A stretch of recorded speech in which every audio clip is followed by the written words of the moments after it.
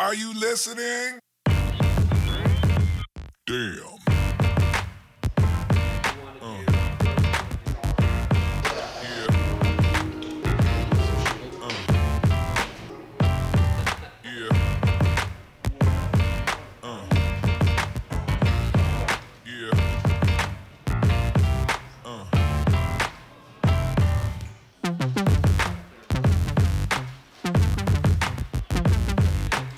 Hey guys, how's it going? My name's Alec from Blackhouse Vapor Company, and today we're going to go over the top reasons why your sub-ohm tank might be leaking. It seems to be the most common issue that our customers are having coming into the shop. Regardless of what tank you choose to pick up, all of them seem to be having similar issues, so we're going to try to go through and attack from the top down the most common issues on a daily basis that would cause your sub-ohm tank to leak. So let's jump right into it. So definitely the most common, or one of the most common issues that people are having, is not being told how to use your tank properly, or not researching on your own how to use the tank properly. If you come in from another vape shop and you're telling me that you're filling it up and it immediately leaks out, I'm going to assume that you're not putting your e-juice directly into the actual tank itself, but that you're putting e-juice straight down your chimney and it's going directly past your coil into your airflow holes and out the bottom of your tank. That's a fairly common issue, although as soon as someone is told the correct way to fill your tank, you should never have that issue again. So that's a common one, but a very, very easy fix for them. The next thing that you're going to want to take a look at if your tank is leaking on you is going to be the O-rings. So the O-rings are the gaskets that pressure fit your Pyrex to your tank. So when you're using your tank, those O-rings are keeping all of the juice in the tank from seeping out of the small cracks that would be created if you just had threads holding your tank together without any O-rings. Those O-rings, if they're bent,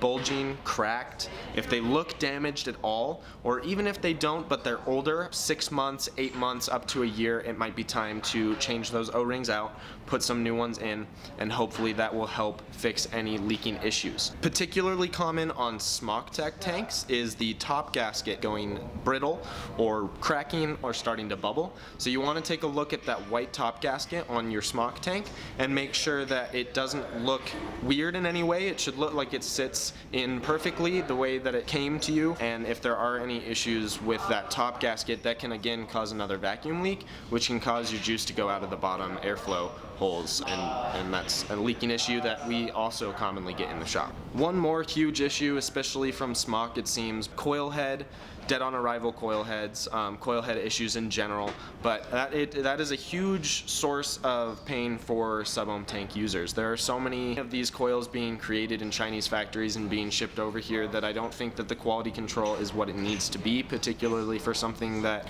is undergoing a lot of stress. That Japanese cotton inside of your coil head undergoes quite a bit of stress.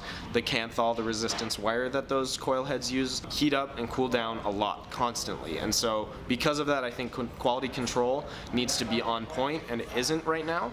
And so I think we're getting quite a few dead on arrival coil heads, which are causing people issues. If you've checked all of your O-rings, you've checked your top gasket, you're not keeping your tank sideways, you're keeping it upright, you know for a fact that you're doing all of the normal day-to-day maintenance for your tank correctly, and yet it's still leaking, there's a good probability that you just got a bum coil, you got a bunk coil.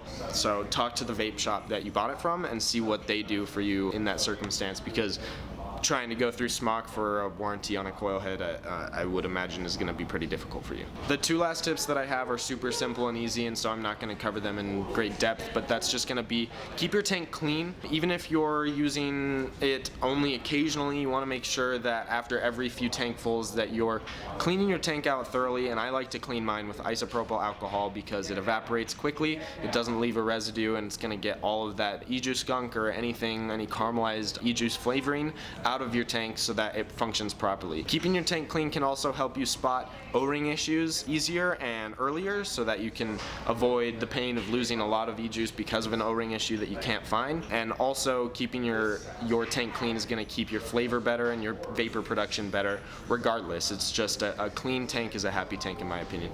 And then the other tip, the quick tip that I've got to finish everything off here is going to be check for any cracks on your Pyrex. So if you've got small fractures on the outside of your Pyrex or just around the O-rings or anything like that where there are pressure points, that can cause a small, slow seep, or that can cause a vacuum leak, which can cause juice to seep out of your tank without you knowing. So both of those things, keeping your tank clean and checking for any sort of cracks in your Pyrex, those are two super easy things as well. Pyrex, generally, whatever vape shop you bought your tank from should be carrying the replacement Pyrex for those tanks, but if they're not, you can check our website, blackhousevapor.com, and you can also come in and see us 2148 South, 900 East, Suite 3. Thanks for watching. Give this video a like and subscribe if you want to see more.